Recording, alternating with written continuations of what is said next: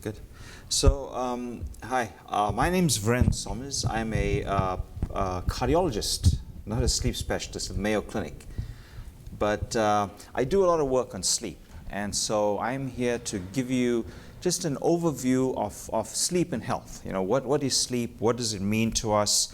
What happens when we don't sleep? What happens when we sleep out of phase, when we sleep during the day and stay up during the night?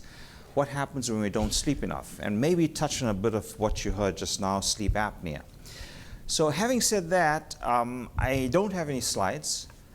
I will try and keep my talk short because I think from what I've been seeing, it's the problem is not enough time for questions, right? And then the third thing is that I may repeat some stuff that the other speakers have told you, and I'm sorry about that. I wasn't here all day, so I don't know what they covered. But let's start by talking about what sleep is. You know, what is sleep? When we say somebody's asleep, what do we mean? What we mean is that there's a state change in the brain. So the level of electrical activity and the nature of the electrical activity in the brain changes. Your level of consciousness also changes. Generally, we do it lying down, okay? Because that's how we're evolved to sleep in a supine position. But people do fall asleep sitting up. Okay, so lying down is not a sine qua non of falling asleep. Now, when we talk about the state change, what do we mean by that? We mean that the brain waves and the level of activation and arousal in the brain is visibly different. So if we put electrodes in the brain, we can actually see the transitions from when you're awake to when you're asleep. And we can not just tell when you're asleep, but we can also tell what kind of sleep you're in. And for this, I'm going to give you an overview of how we divide sleep. We divide sleep into light sleep. That's the kind of sleep that you get when you just kind of doze off, okay, and you kind of lightly sleeping, and then you change gear. Once your body's comfortable that you're okay sleeping, you're not going to crash and burn, then the brain says, okay, we can now go into a deeper phase of sleep, and that's the second stage of sleep, which is deep sleep. And then the third stage of sleep is what we call REM, or rapid eye movement sleep, which we also call dream sleep, because that's the phase of sleep when dreams are most likely to occur. Okay, not only during REM, but most likely to occur. Now, what are the differences between the stages? I'm going to focus primarily on slow wave and REM sleep because they constitute the majority of the sleep that we experience. Slow wave sleep is if I put an electrode in your brain, electrodes on your head, and we looked at your brain electrical activity, you'd actually see these slow oscillating waves that are very reassuring and comforting. Okay, that's slow wave sleep. REM sleep, rapid eye movement sleep, is where you see very high frequency, low amplitude brain activity. Pretty much what you see when you're awake. The difference is that between wakefulness and REM is that you've lost your postural muscle tone. And a couple other things happen as well. But I'm going to just change direction a little bit.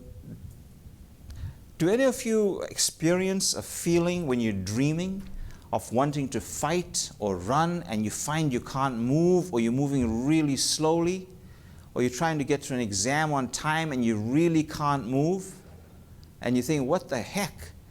So that actually is totally normal. That has evolved. That's something that we've developed, not evolved, but physiologically developed to stop us from acting out our dreams. Because the nature of our dreams are such that a lot of our dreams are garbage. A lot of it is dangerous if acted out, right? And there's a reason for that, and I'll come back to that.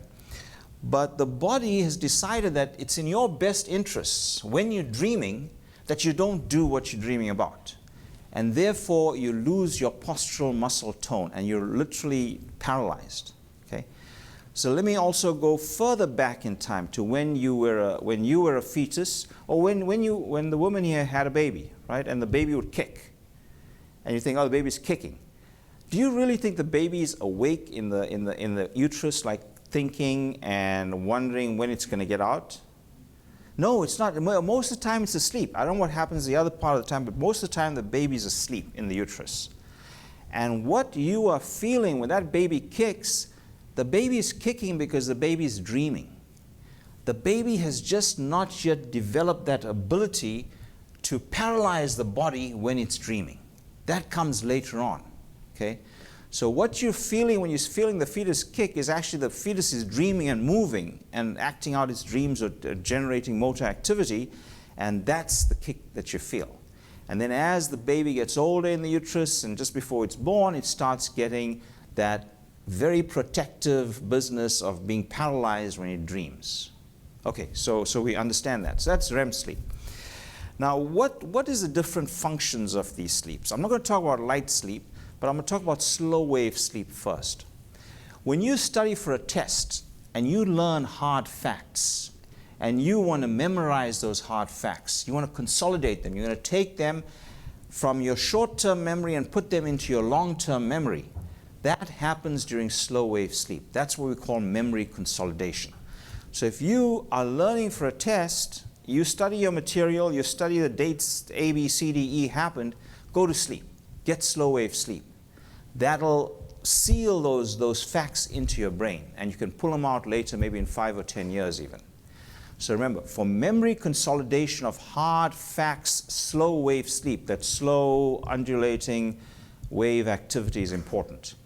What is REM sleep important for? REM sleep is important for development of your emotional intelligence, development of your judgment, development of your ability to understand cues from other people. That extra level of intuition, what we call intuition, is actually an ability to assimilate messages simultaneously from different cues and develop a cogent message from the other person and develop an appropriate response. So when it comes to hard facts, we need slow wave sleep to remember that. When it comes to development of judgment and maybe intelligence, maybe we call it intelligence, I don't know if that's it, but it may be emotional intelligence for sure, we need REM sleep. And actually that is what separates us from many other mammals, the fact that we have so much more REM sleep. We dream so much more than animals. And maybe in terms of evolution, it is that ability, that blessing to be able to dream for extended periods, to have REM sleep for extended periods, that has allowed us to do all the amazing and sometimes not so amazing things that we have done.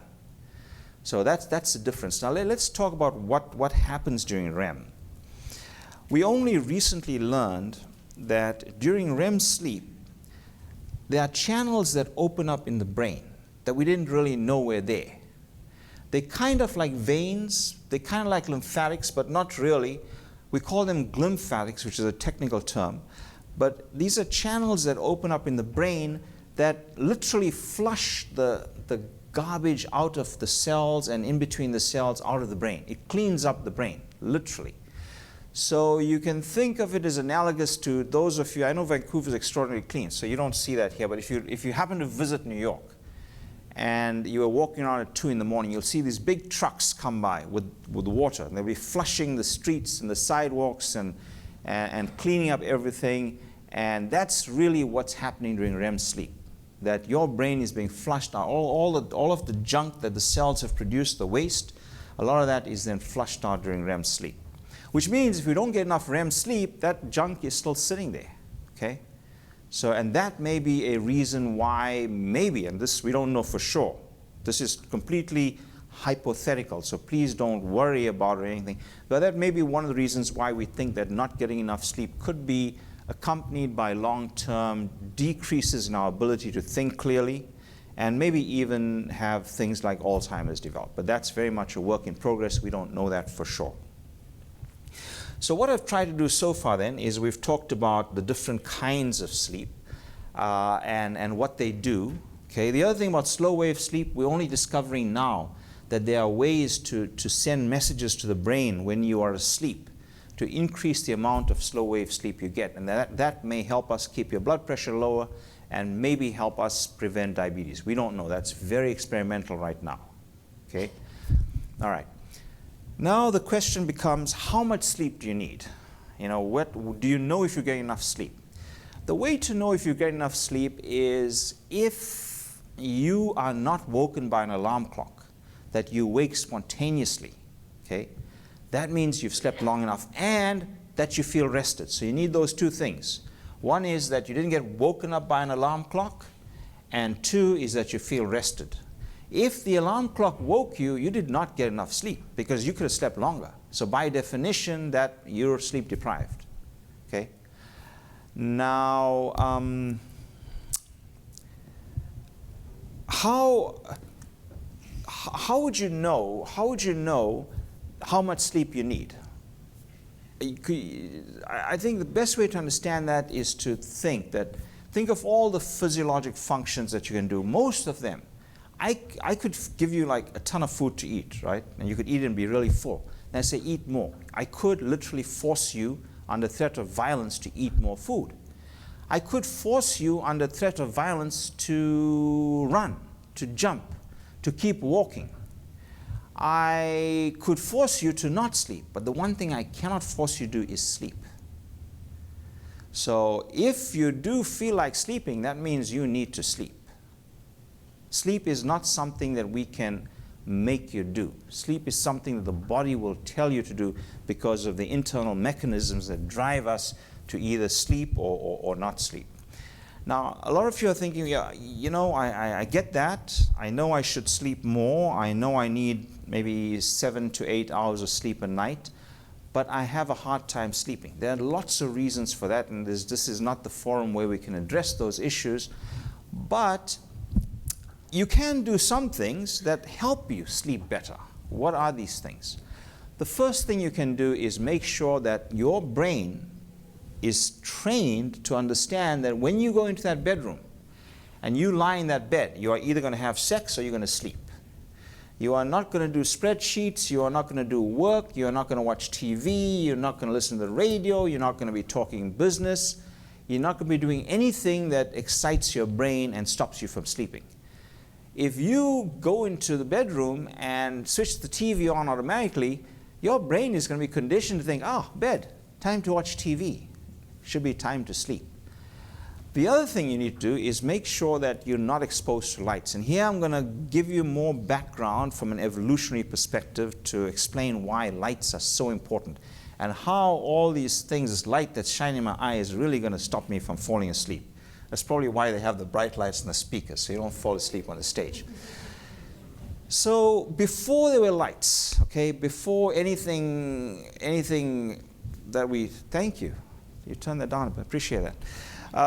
Before there were lights, before we did anything that's you know, invented, we hunted, gathered, and slept.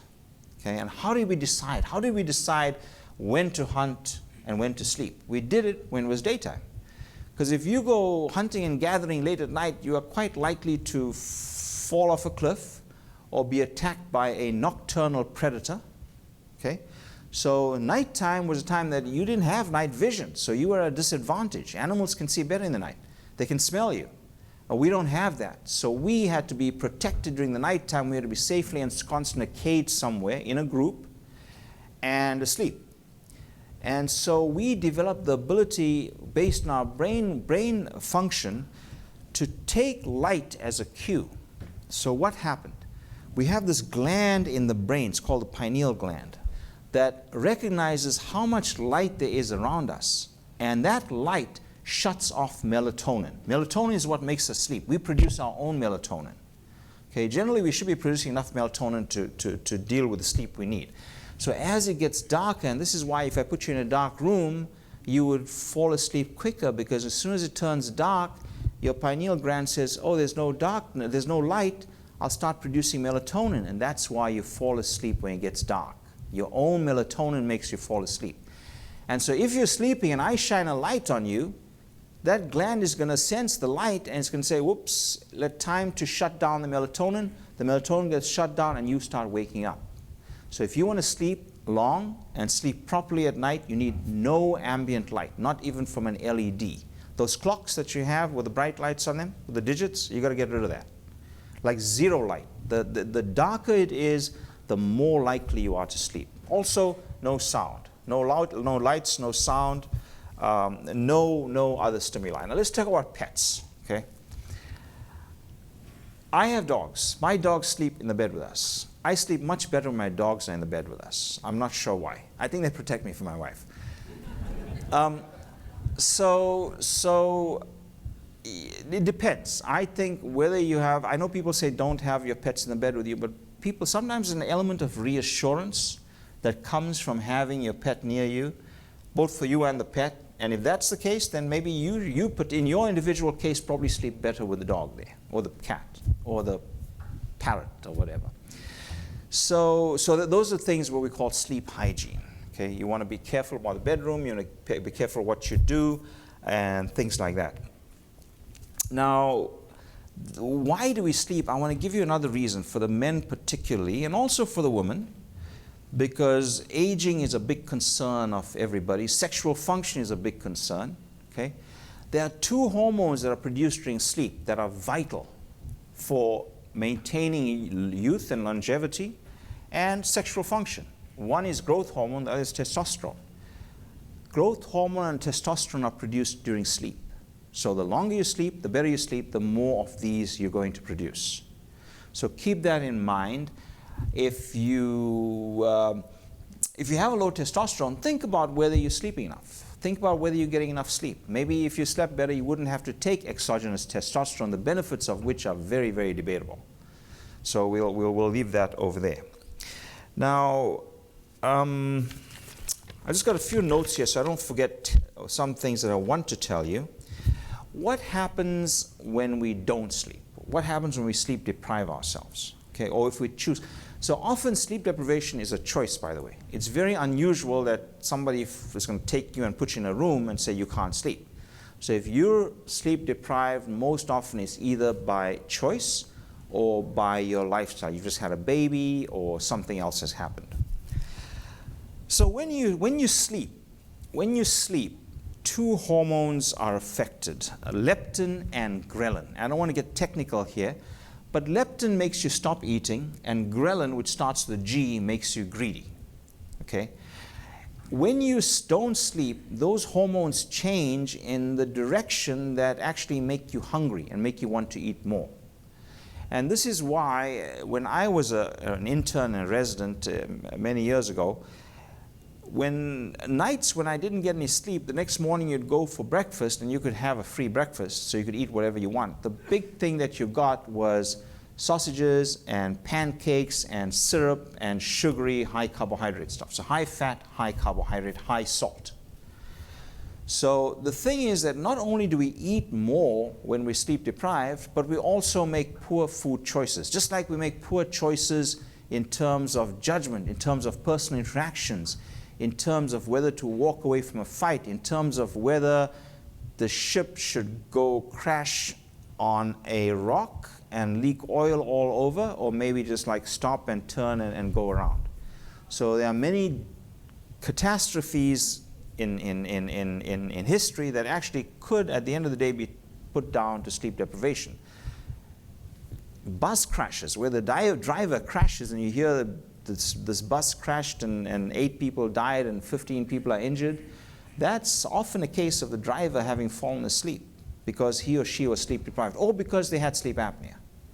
So keep in mind that sleep apnea makes you make, or not sleep apnea, but sleep deprivation makes you make poor choices, particularly with regard to food, and this is why people who sleep less tend to be more overweight. And that's something that we're testing experimentally as well, but the epidemiologic data are all very suggestive that the less you sleep, the more weight you're going to gain. How much time do we have? I want to leave enough time for questions. Is there time? I got 10 minutes left. All right, you know what? I'm going to stop for questions then, because I'd like to give you time. When you don't have any questions, I'll talk some more. Sorry? You want me to talk some more? Okay. Is there anyone with questions? I don't want to take the questions away. Okay. Yeah? Yes? Yes. Oh, you may want to, sorry, both of you. Why don't you use the mic? Use the mic, yeah. So you had mentioned about not having light in the bedroom, Yes. but you also said sound. Yes. And so there, I think of, say, like Calm Radio, who has their sleep sounds and stuff like that. Yes. Can you speak to that? Are they of any benefit? So it's just like your pets. Okay, if it works for you, by all means you do it. If you find a sound or an experience or a unique contextual thing that helps you to sleep, then you take it. Grab it with both arms and never let it go. Thank Okay. you. All right. Sorry. Go ahead. Do you want to use the mic, or I can yell it out after you're done if you want. Or you could speak in my mic. I have a comment. Just a quick question about brain trauma. Yeah. And how it influences, like, what is the experience as regards sleep disruptions or sleep interruptions? Okay. That brain trauma has been. That's a tough one. I've got a backup here. Dr. St. Louis, is he around? Dr. St. Louis, could you please help me with that question? He's our neurologist and Mayo Clinic sleep expert. What's the relation between brain trauma and sleep? Could you please come tell us very quickly? It's a tough question, so I'll say that in advance, but I'd respect his answer more than I would mine. So great question. There are complex relationships between sleep and brain injury. There can be problems with circadian aspects, which is the timing of sleep relative to the clock day. There are problems with hypersomnia or sleepiness in a subset of patients. So you can have a condition like narcolepsy, where you tend to be sleepy during the daytime. And to some degree, those problems mix with the circadian timing of sleep. So you can have trouble falling asleep, trouble with too much sleep during the day, and there can be other issues as well.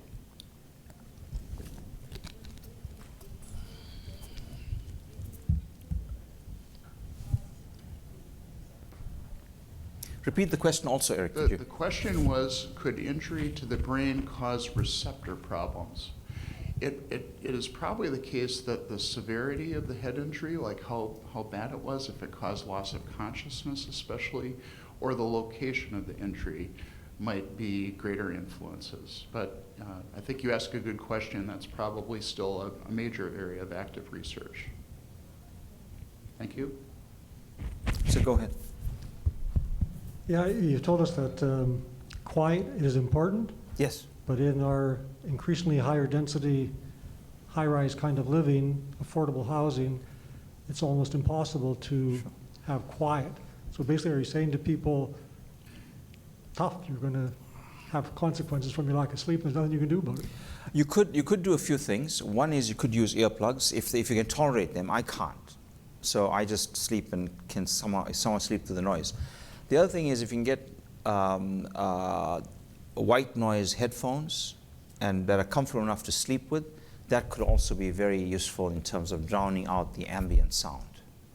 But the third is obviously to maximize the soundproofing of your sleeping area. Right. That's where the sleep specialist might be useful in creating a public statement saying that we need to change building codes and the way traffic and sirens move Sure. in the cities to allow people to actually sleep. Yes, that would be great. But in the short term, I would go for the for other ear things. So I want to quickly go ahead, please. I had a question about exposure to light because I think I had read in the past some research saying that if you had to have light in the bedroom, there might be a safety issue or something, that light in the red to orange wavelength is better. Absolutely. If you can avoid, there's some light, the wavelengths of light you describe are ones that don't really necessarily affect the pineal gland. So there are light brain waves, light waves that you could use that you can see but don't give you that same melatonin suppressing kind of response. And those would be the red-orange wavelength? Right, the non-blue light, yeah. So one more thing is bear in mind that when your kids are using, and when you are using iPhones and screens at night and you go lie in bed, you think you're going to fall asleep, you're not going to fall asleep because you got that light that was shining in your eyes that's going to keep you up. And B, watch your kids because they're under the blanket looking at their smartphones, right? And then they don't get enough sleep because it takes them ages to fall asleep. And on the issue of kids, this business of starting school at 7 or 8 a.m. is not a good thing. Kids' brains actually start waking up around 9, 10 a.m. So when we send them to school at 7 or 8, they're not learning anything till 10, 11. All they do is get more sleepy, which stops them from learning.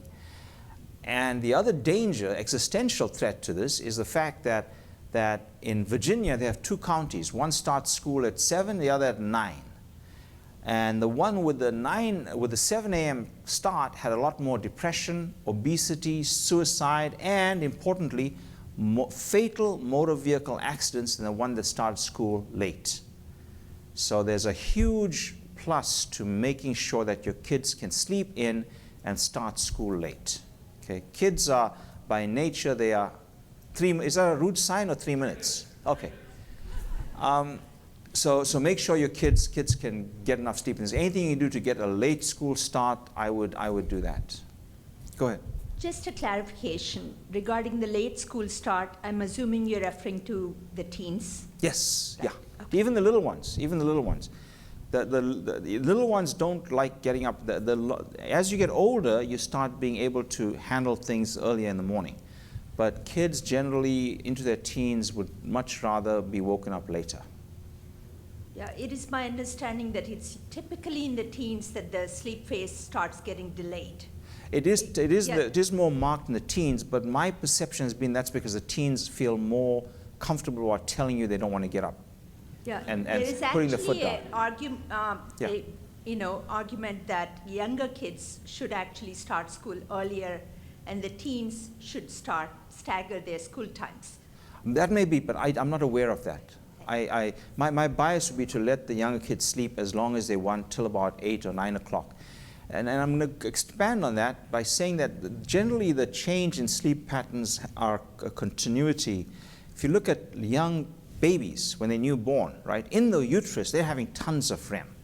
Because REM or rapid eye movement sleep is when the brain structural consolidation happens, circuits start forming, and then when they're newborns, you'll see the eyes, when the kids are asleep, you'll see the eyes moving rapidly, this way and that way. That is them having REM. You can see children having REM because it's rapid eye movement. You'll see it through the eyelid. And it's because we need that REM for the brain to develop. It's when the brains develop the most that you need a lot of sleep and you need as much REM as possible. So, sorry, go ahead. Can you talk a bit about the main reasons for disruptive sleep? I think it's very subjective. I think it depends on who the person is. I mean, if you're a mother with a newborn baby, that's the reason, right? And your husband's not pulling his weight, you end up, having to put out, and that's a terrible thing, sleep. Another reason is if your husband, it's always a husband. If your husband's a snorer, right? The wives of men who have bad apnea are clinically sleep deprived. That's one of our colleagues in the sleep lab showed that at Mayo. It could be that you have arthritis. And that's a tough one. That's a very tough one because you sleep on your right shoulder, you sleep on your left shoulder, and you're always in a lot of pain. So, I'm going to get off when you insist. Just, yeah, go ahead. And would you have any advice about when it's best to eat an evening meal and that type of thing around food and leptin and... Oh my gosh, I was going to get to that. We don't have time. I can tell you in the back, but it's about, very quickly, it's clock and period genes. Essentially, each organ in our body has cells and they have a built-in clock. That clock determines when those cells work. They work not simultaneously but synchronously. Some organs work with cells that are geared to work in the daytime and some at night. So if we eat the same number of calories at the nighttime instead of the daytime, you have a higher risk for diabetes and obesity because we're eating when the gut is not programmed to deal with that kind of food. The liver's not programmed. That's how the clock and period genes work. Thank you. Thanks.